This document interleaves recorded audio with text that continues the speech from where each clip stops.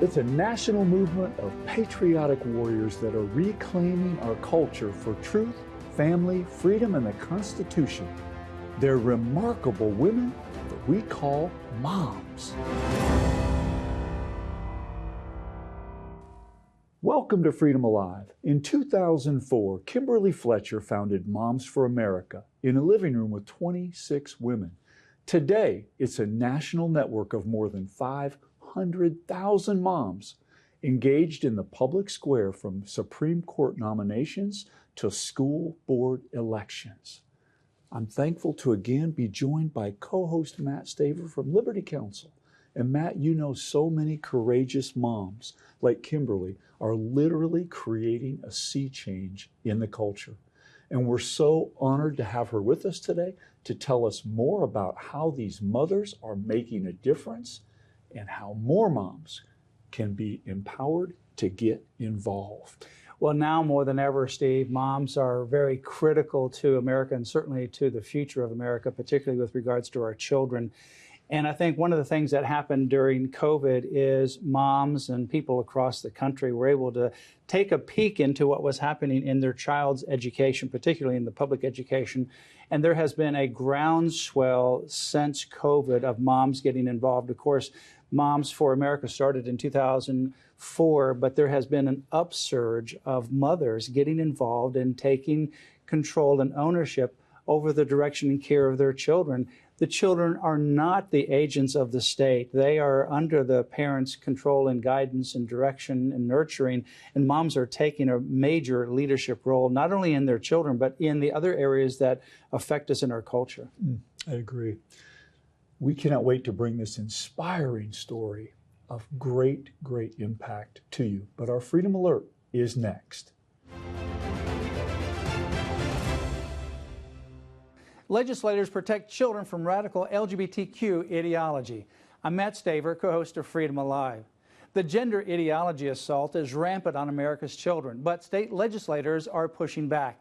Approximately 100 bills have been proposed in 27 states aimed at protecting children from hormone blockers and mutilating surgeries to remove body parts. Mississippi, Alabama, Arizona, Arkansas, Tennessee, Texas, and Utah have enacted laws to protect children from these procedures. The Florida medical boards also banned minors from these harmful medical procedures, and the Florida House of Representatives recently filed a bill that would mandate that a person's sex is an immutable biological trait, and it is false to ascribe a pronoun that does not correspond to biological sex. A recent YouGov survey of 1,000 adults across the nation found most Americans were against these harmful procedures on children. Up next, Matt's interview with Kimberly Fletcher. I'm excited about our special guest, Kimberly Fletcher. She is the founder of Moms for America. Welcome to Freedom Alive, Kimberly. Oh, thank you for having me. I love the name, Freedom Alive. Absolutely. Well, you're involved in so many things with so many mothers that are joining your movement across the country. But before we talk about some of the specifics, I want you to share with the viewers how you founded Moms for America going back to 2004. What led to this movement? How did you get involved in Moms for America?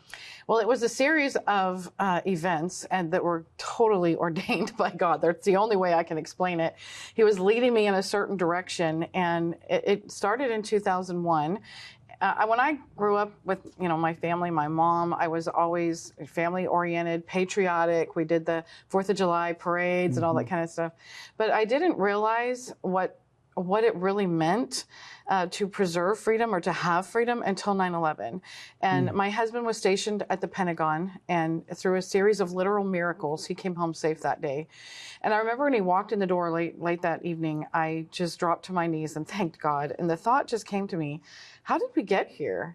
And I guess everybody has like a wake-up call where you're realizing things aren't going the way you thought they were. You just kind of go through your life, and suddenly it's like you hit this big bump in the road, and you're like, wait, this isn't right. And I just kept asking myself, how did we get here? And the very next thought was, what about my children? And that was the day that literally I went from being patriotic to being a patriot and committing myself to do whatever it took to make sure that my children and now my grandchildren remain free and have the same blessings of freedom that I've had. Around the same time, one of my sons, I have 8 children, and number 4 came down with a physical condition that kept him from going to public school. And so I went into the school district and asked about homebound, and they said, well, that's a short-term thing, and this could be a long-term condition. And I'm like, well, what am I supposed to do? And the lady on the desk leaned forward and said, well, have you considered homeschooling? I mean, when does that happen, you know? And so I started. This is someone in the public school. Right, exactly. And so I had a friend who had literally moved into our community, into our neighborhood, just like a couple months earlier. And her husband was in the State Department.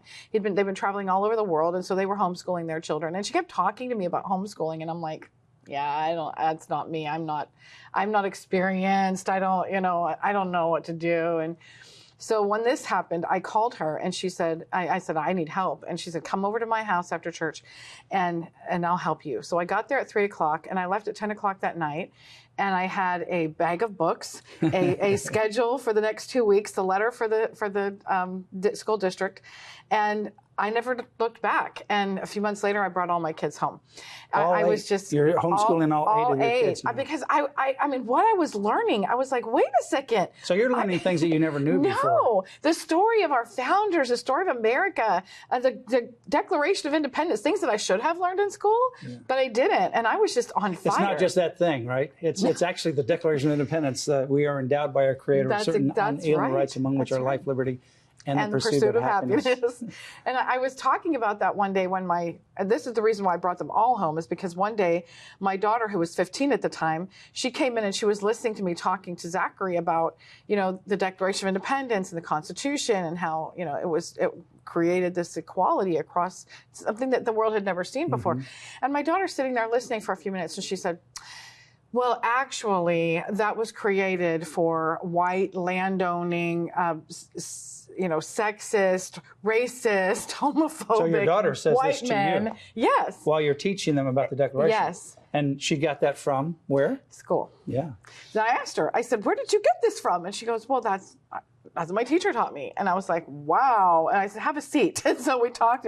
And the next day I brought all my kids home. I'm like, this is crazy. It was harder for me to be in the system than it was for me to be out of the system, because I could then direct my children's education. They didn't enslave me with, what the homework that had to be done and all those things. And the whole thing was, it was just leading me in a direction where I was like, all these sparks started to go off, where I was excited about what I was learning, and seeing the light in my children's eyes when they were like, oh wow, George Washington did that, and Thomas Jefferson, and they were getting an understanding of what America was really like.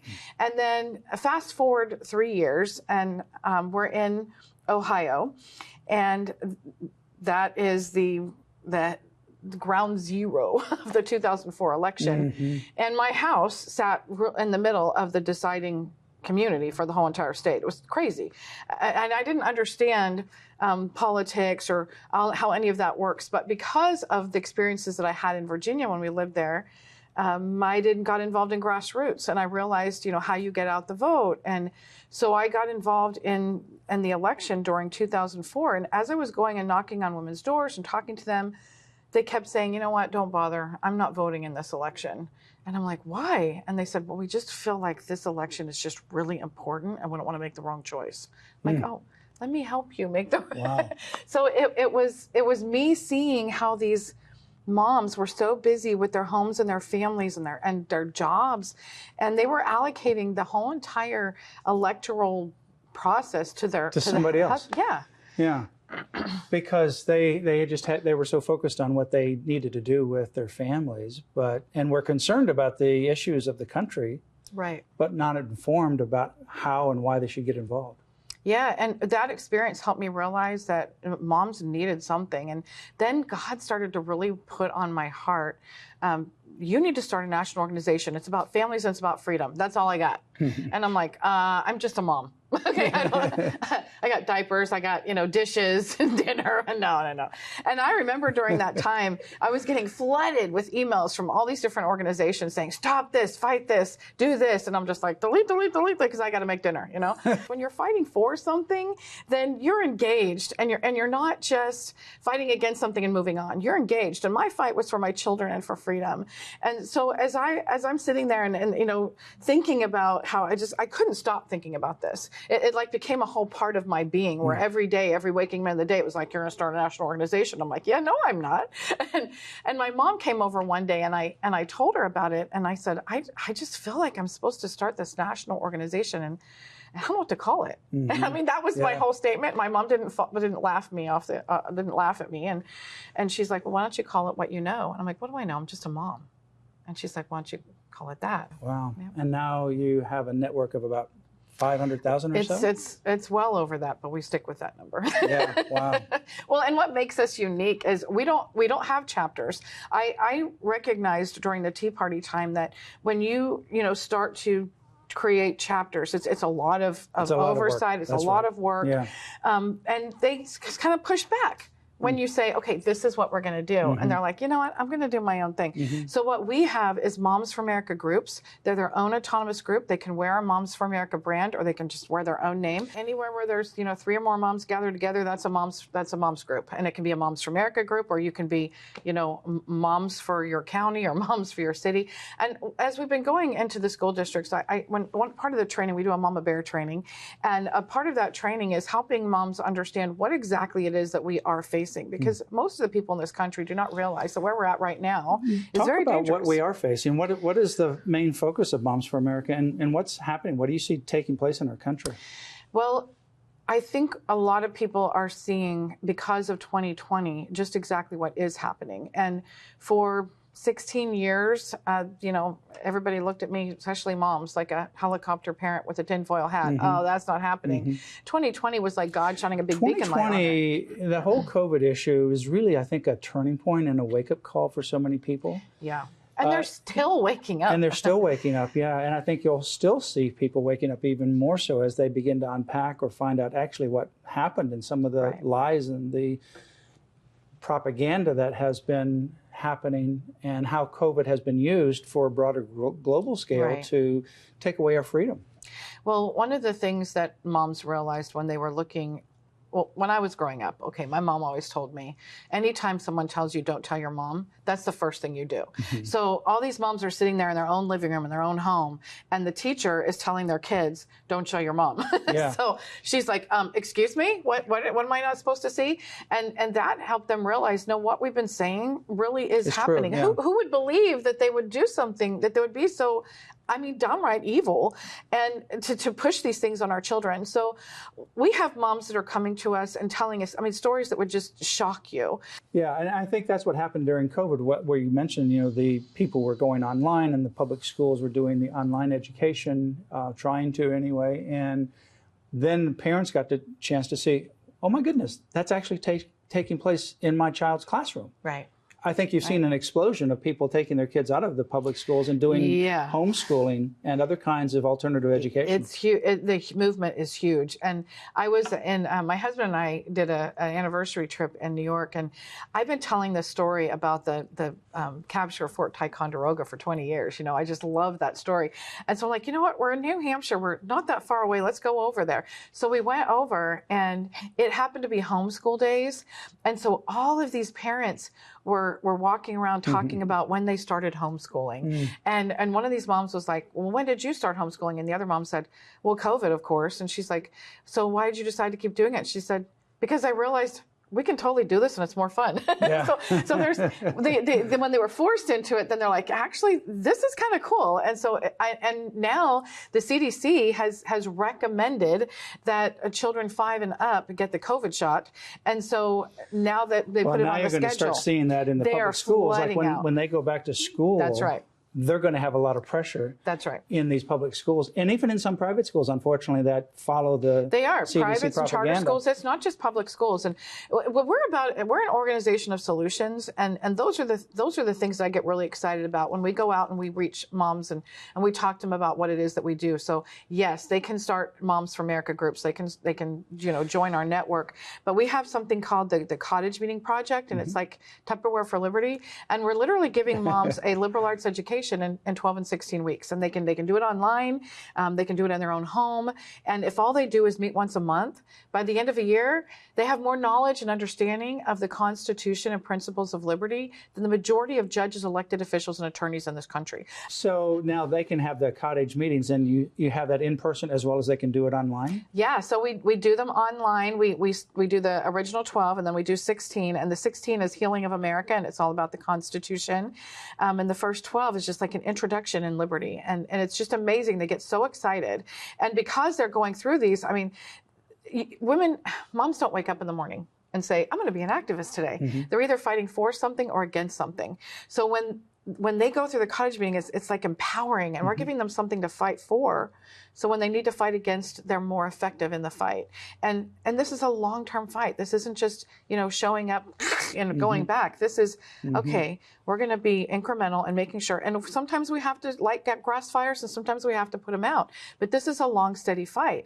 And we give them the tools and resources to be able to be effective. So the main role of the national organization is to support those moms on the ground where they are. Mm-hmm. So we have lawsuits that we filed. We've done litigation, legislation.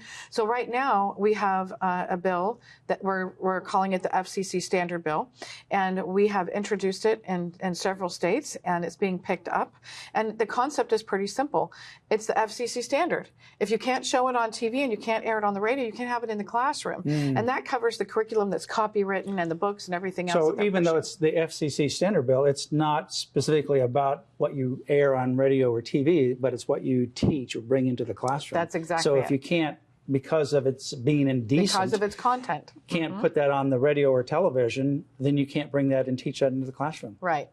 And it's That's such a brilliant simple idea. It is. It's such a simple concept. I love it. I can't take credit. It was John Rich, the country singer. I met with him because he was doing some really great things in Tennessee, and so I went to his home. We sat down and we talked about this, and I said, well, what kind of things did you do? And he mentioned the FCC bill, and the governor said, you get it through the legislature and I'll sign it. Well, it got through the legislature, it went to his desk, and he's like, let's water this thing down. And so it basically didn't get signed.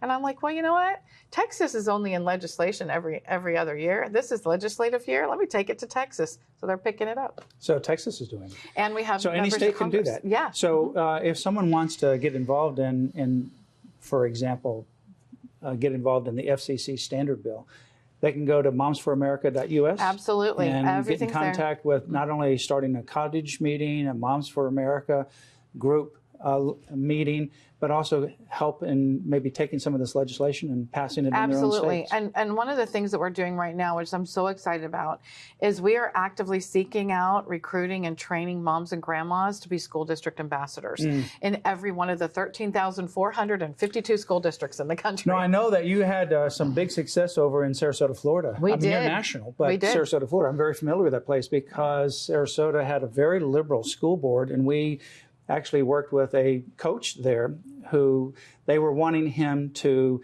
stand guard, if you will, or be in the boys' dressing room while a girl came in there and undressed in front of the boys. The boys were uncomfortable with it. He didn't want to do it, but they wanted to force him. We found out that there was this major LGBTQ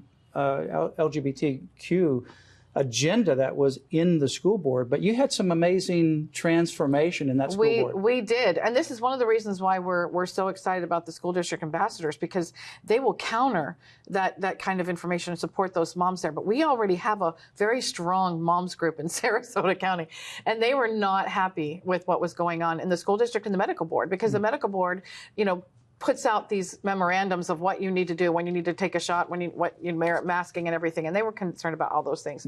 So our moms got mobilized and they got engaged. They identified candidates who could run. They were able to flip the school board. They fired the superintendent. We now completely have control of that school board. And then they also flipped the medical board, and they had all these families that came in and shared their own personal experiences of what they dealt with during COVID in these hospitals.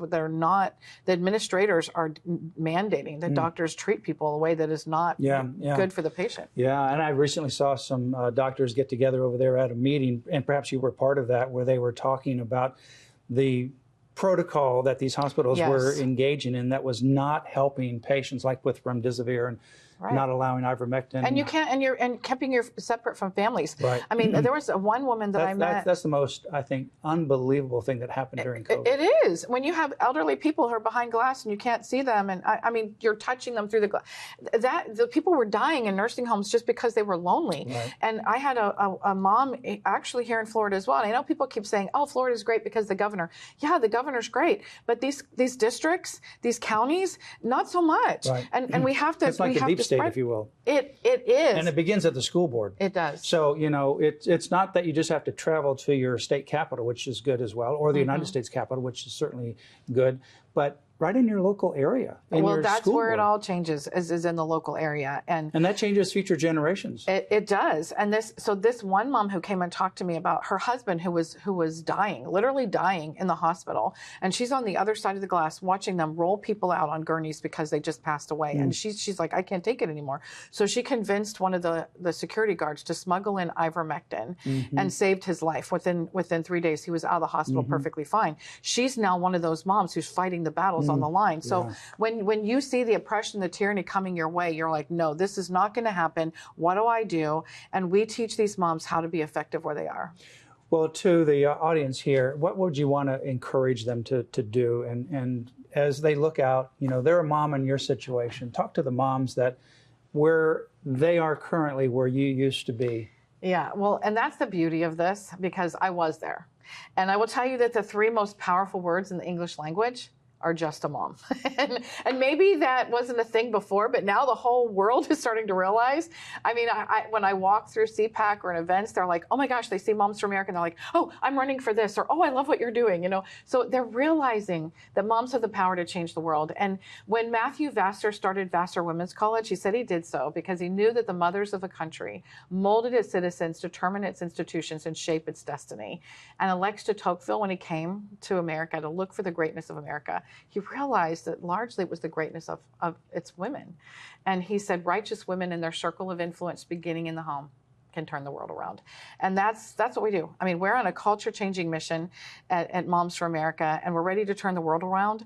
And we want to reach out to all those moms out there, join the network, and let's build this army of moms to reclaim our culture. I don't know if you ever met Vonette Bright, the wife of Bill Bright, founder of Campus Crusade for Christ, but she's right on the same page as you are with regards to the incredible influence that moms have on the family. It begins at the dinner table. That's right. Begins in the home, and the incredible influence that moms have in our culture. And she would be a cheerleader for what you're doing. That. Well, the hand that rocks the cradle rules the world. That's not just a cute little saying. That's an immortalized fact.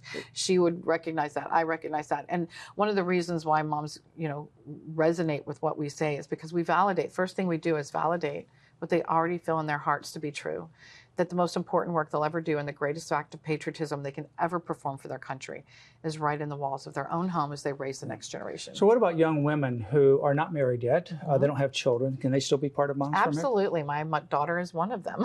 So my daughter is 36 years old. She has been involved in Moms for America and everything that I do for 20 years, and she's amazing. And she just started Future Moms for America as part of our a kind of like a club in our group. Yeah. And because they're telling these girls, don't be a mom. Yeah. Don't waste your time. Don't waste your energy. And they're targeting them with abortion too. They are depriving them from motherhood. Absolutely. You know what? There is no glass ceiling. Women can have it all, just not all at the same time. And you just need to decide, when are you going to do what? What are your priorities? But that priority should always be your children, regardless of what else you do. even when we're sitting in a boardroom, you know, with all these people sitting around the table and they're listening to everything we have to say because we're the CEO of a company, we're sitting in the back of our mind going, did their diaper get changed? Are their snacks healthy? You know, because that's who we are. Well, our very special guest is Kimberly Fletcher. She is the founder of Moms for America, and you need to go to the website momsforamerica.us. That's momsforamerica.us. Matt, another amazing example of how God works to mobilize his army. Takes an obedient heart, a busy housewife and mom of 8 children in 2001, and places her almost 25 years ahead of time into what is the forefront of an issue confronting so many families in our country today with the education system and what's happening, right? Yeah, she got a peek at the education system when she was put in a situation where she had to do something different for her 4th son. Mm-hmm. And begin to teach him at home, and then began to realize, hey, she was able to do this. And then got the wake-up call when she's talking about the Declaration of Independence, and her daughter then gave her the public school version of the Declaration of Independence, which is completely contrary to its history. And then she began to realize, you know what? She needs to not only homeschool her 4th son, but all of her 8 children. And then through that process, she begins to get involved in what's happening in our culture as a mother, very busy with 8 children. Can you imagine homeschooling 8 children, being involved in all of their lives and homeschooling as well, and then starting Moms for America to what it is now, 500,000 or more moms all over the country. But it shows that you can do it. So don't be intimidated. And I know you've got a lot of things on your plate, but like this situation here, you can do it. And it is so encouraging to see her encouraging others to be just like what she has gone through and experienced, and not only be a mom, but be a mom that's actually transforming your children and the culture. Moms are, I think, the linchpin of our culture and our country. Mm-hmm. I loved it. The 3 most powerful words that she said, right? Just a mom. Yeah. Unbelievable. Yeah. Unbelievable. You know, stories like this remind me so many times the Chinese missionary Hudson Taylor. First, it's impossible. Then it's difficult. Then it's done. Mm-hmm. And you think of this, 2001, she starts with 26 women, and she talks about 600,000 and 700,000 women who are not just involved, but making transformation at the local level all over the country. It's just amazing.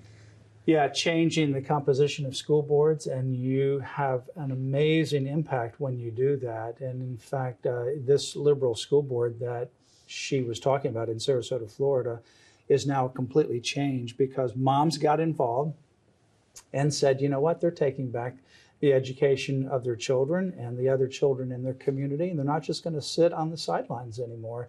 And moms are doing that all over the country. And it's not just at school boards, it's on state legislation, federal legislation, and so many other areas as well. As Matt said, you can do it. There's so many areas. This is a fantastic opportunity for us to get involved and literally change the culture at the local level. In closing, remember Proverbs 31. Verse 26, which says, she speaks with wisdom and faithful instruction is on her tongue.